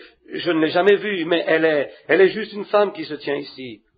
Je vais devoir me dépêcher car je n'ai que 7 ou 8 minutes maintenant, voyez. Croyez-vous que ces choses soient vraies avec tout votre cœur? Vous savez que c'est impossible pour moi de savoir ce qui ne va pas avec vous ou n'importe quoi à propos de vous. Mais ce n'est pas impossible pour Dieu de savoir parce qu'il savait avant même qu'il y ait un monde. N'est-ce pas vrai? La sœur dit, c'est exact, note de l'éditeur. Combien savent que c'est vrai? La congrégation dit, Amen, note de l'éditeur. Certainement, il savait à chaque fois que vous cligneriez de l'œil. Il est infini. Et pensez-y, par sa grâce, il a présenté avec son évangile la même chose qu'il a promis de faire. Alors il y a un ciel et nous y allons. Et nous sommes maintenant dans Éphèse. Dès maintenant, nous sommes en ceci, sortant de l'un, entrant dans l'autre. Vous avez beaucoup de choses qui ne vont pas avec vous, des complications, tellement de choses qui ne vont pas, et vous n'êtes pas d'ici, vous venez de l'ouest d'ici, vous venez de Californie, c'est exact. Vous aussi avez un fils qui est affligé, c'est exact, il y a quelque chose, je vois continuellement de l'eau sur un grand lac, oh, vous avez quelqu'un qui est près de vous, qui vit à Chicago, qui me connaît, c'est exact, c'est vrai. Maintenant, vous savez que je ne vous connais pas, mais croyez-vous que Dieu sait qui vous êtes? Madame McGuire, vous avez votre requête. Allez à la maison remerciant Dieu. Comment allez-vous? Vous êtes assez une jeune personne, mais la maladie et le mal ne fait pas exception de personne. Combien savent cela? La congrégation dit Amen, note de l'éditeur. Nous savons juste que cela ne fait pas exception de personne. Si vous pouvez croire avec tout votre cœur et toute votre âme, cet asthme vous quitterait si vous le croyez avec tout votre cœur. Le problème de poitrine, croyez-vous que cela va vous quitter aussi, sœur, et que vous allez être mieux? Où a-t-il touché? Il est à 20 pieds de moi ou plus. Elle a touché le maître. C'est la congestion des nerfs. Vous allez être correct. Ceci est une chose noble pour laquelle se tient cette jeune femme. Elle est directement une étrangère. Je n'ai jamais vu la femme, mais elle a été conduite ici par quelqu'un d'autre. Et ce qui l'amène ici, c'est parce qu'elle a entendu une bande que j'ai faite. Et elle est ici à la recherche du baptême du Saint-Esprit. C'est exactement pour cela qu'elle est ici. C'est vrai, jeune dame. C'est exact. Venez ici. Cher Dieu, que cet enfant se tenant ici, qui passe des ténèbres à la lumière, qu'elle puisse recevoir le Saint-Esprit, qu'elle aille à sa demeure et vers ses bien-aimés, leur montrer quelle grande chose le Seigneur a faite pour elle. Amen. Que Dieu vous bénisse. Ne doutez pas, croyez. Dieu peut guérir toutes sortes de nervosités. Croyez-vous cela? Des conditions asthmatiques et vous guérir. Croyez-vous cela? Donc allez, croyez avec tout votre cœur. Que Dieu vous bénisse, frère. Quel est votre âge? Il dit 38 ans, note de l'éditeur. Vous devez sortir de cette nervosité avant bien longtemps, n'est-ce pas? Avant toutes sortes de malaises et que tout vous arrive. Mais cela vous a quitté maintenant. C'est vrai, croyez. Dieu guérit la nervosité, les troubles d'estomac aussi. Croyez-vous cela? Alors allez manger tout ce que vous voulez. Jésus-Christ vous a guéri. Croyez-vous là-bas, chacun de vous? La congrégation dit Amen, note de l'éditeur. Il y a un homme assis avec une chemise me regardant. Oui. Il vient de regarder sa chemise à ce moment. Oui. Croyez-vous que Dieu puisse guérir un trouble de glande, puisse vous guérir? Vous étiez en train de croire alors, n'est-ce pas? En même temps que ce petit garçon était guéri de cette condition asthmatique. Retournez à la maison et vous allez être guéri aussi, voyez-vous. Croyez avec tout votre cœur. La petite dame assise à côté de votre femme là, pouvez-vous croire que vos yeux vont être guéris aussi? Croyez-vous que Dieu guérira ce trouble de l'œil? Levez votre main si c'est pour cela que vous priez. Voyez, qu'ont-ils touché Jésus-Christ, le Fils de Dieu? Croyez-vous? Crois-tu, jeune homme? Dieu peut guérir ce problème de sang, rendre cela correct. Veux-tu croire cela? Enlever tous ces problèmes de diabète et vous rendre mieux. Croyez-vous cela? Allez, dites-lui que vous le croyez et partez. Venez, monsieur, vous avez des problèmes d'estomac. Croyez-vous que Dieu puisse les guérir, rendre cela mieux? Le frère dit, Oui, je crois, note de l'éditeur. Allez, croyez-le, vous allez être mieux, entièrement. Venez amener ce petit garçon. Regarde ici, garçon. Vous venez de loin. Parfois, il y a des changements d'altitude, des changements de climat. Vont faire l'affaire pour guérir une condition asthmatique, mais il y a une guérison certaine. Jésus-Christ, le Fils de Dieu, il a donné son Fils afin que le vôtre soit guéri. Croyez-vous cela? Croyez-le avec tout votre cœur, et cela va le quitter. Il sera normal, un homme bien. Que Dieu vous bénisse, sœur. Croyez-vous? Dieu fait-il encore des paradoxes? La congrégation dit Amen, note de l'éditeur. Les choses inexplicables, déraisonnables, que les gens ne comprendront pas. Comment cela va être? Mais c'est quand même vrai, n'est-ce pas? Combien sentent et savent dans leur esprit qu'il doit y avoir quelque chose ici qui est au-delà de la compréhension humaine. Maintenant, je pense que nous avons appelé au moins 15 personnes dans cette ligne. Chacun d'eux est 4 ou 5, 6 là-bas dans la ligne, sans carte de prière. Ou pourquoi ils étaient dans la ligne là ou dans l'auditoire là. Mais maintenant, il ne nous reste qu'une minute de temps avant de terminer. L'a-t-il fait exactement de la manière qu'il a dit qu'il le ferait? Maintenant, combien croient qu'il est le même hier, aujourd'hui et pour toujours, sentant sa présence?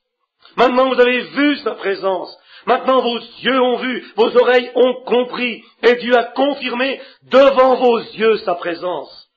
Est-ce que vous ressentez tout le temps qui vous condamne, lorsque vous avez tort, et vous dit de ne pas faire cela? Ce même Dieu est devenu visible pour vous, ici, cet après-midi, dans ses œuvres. Combien disent Amen à cela?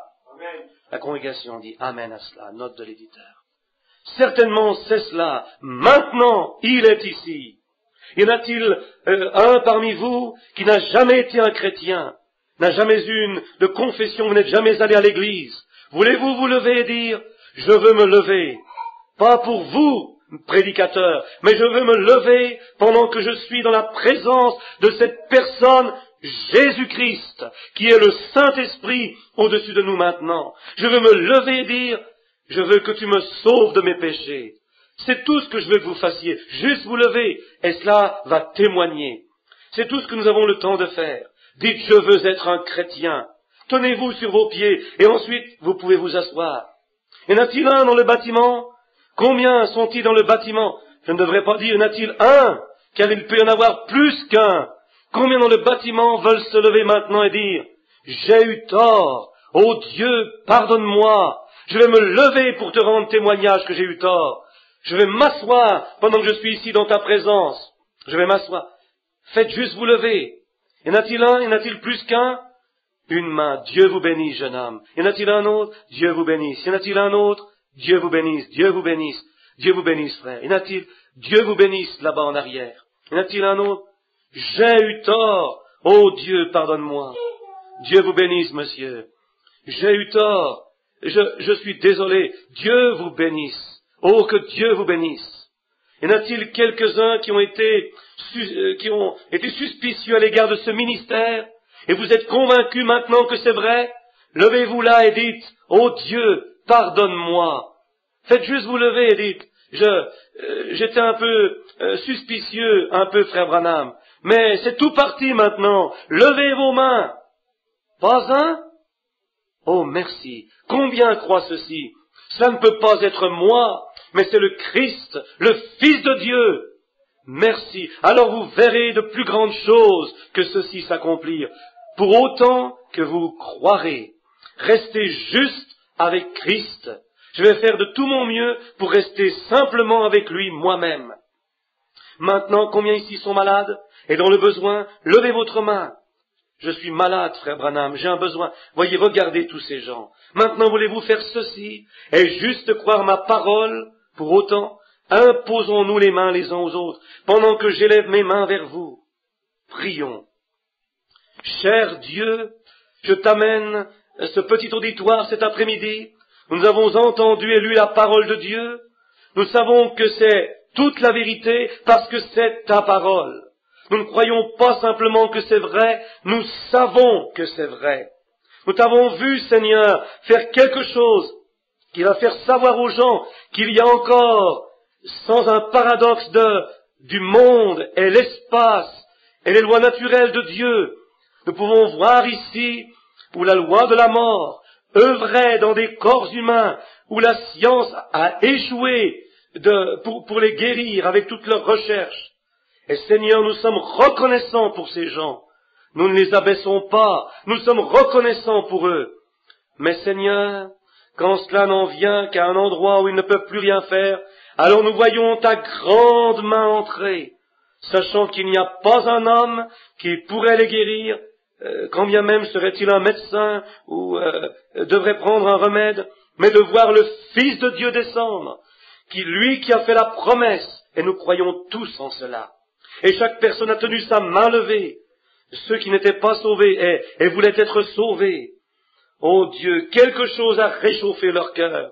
Certains d'entre eux ont dit qu'ils avaient tort. Peut-être étaient-ils rétrogrades et voulaient revenir. Je prie que tu reprennes chacun d'entre eux, car ils savent, Seigneur, et savaient.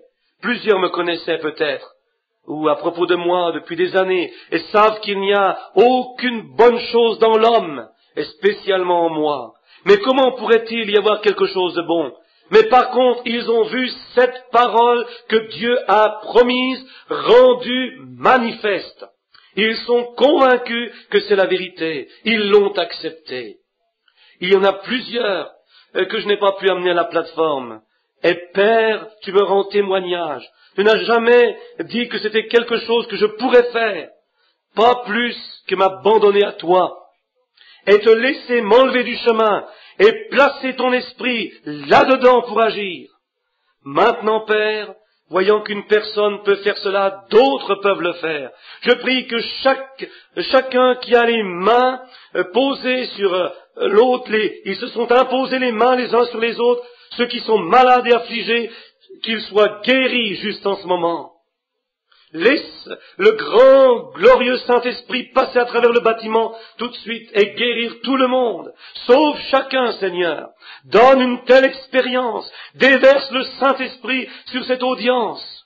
Oh, nous regardons ce que tu fais, ces grandes choses que tu as faites cette semaine, et dans cette semaine qui va venir, tu en feras. Qu'il en soit ainsi, Seigneur, dès maintenant, dans le nom de Jésus-Christ. Maintenant, levons-nous. Croyez-vous avec tout votre cœur? Maintenant, je me demande si notre sœur au piano, là, pourrait nous donner un petit accord pour ceci. Je le louerai. Je le louerai. Avez-vous entendu cela? Maintenant, chantons-le ensemble. Oh, nous espérons vous rencontrer demain soir. Maintenant, nous allons terminer officiellement, juste dans un instant. Mais je veux chanter ce chant avec vous. Très bien. Allons-y. Je le louerai. Levons nos mains. Je le louerai. Gloire à l'agneau, immolé pour les pécheurs. Donnez-lui gloire, vous, le peuple, car son sang a lavé chaque péché. Inclinons nos têtes maintenant pour la prière finale. Très bien. Frère Yevel Rose va nous renvoyer. Que Dieu vous bénisse, frère Rose, pendant que nous avons nos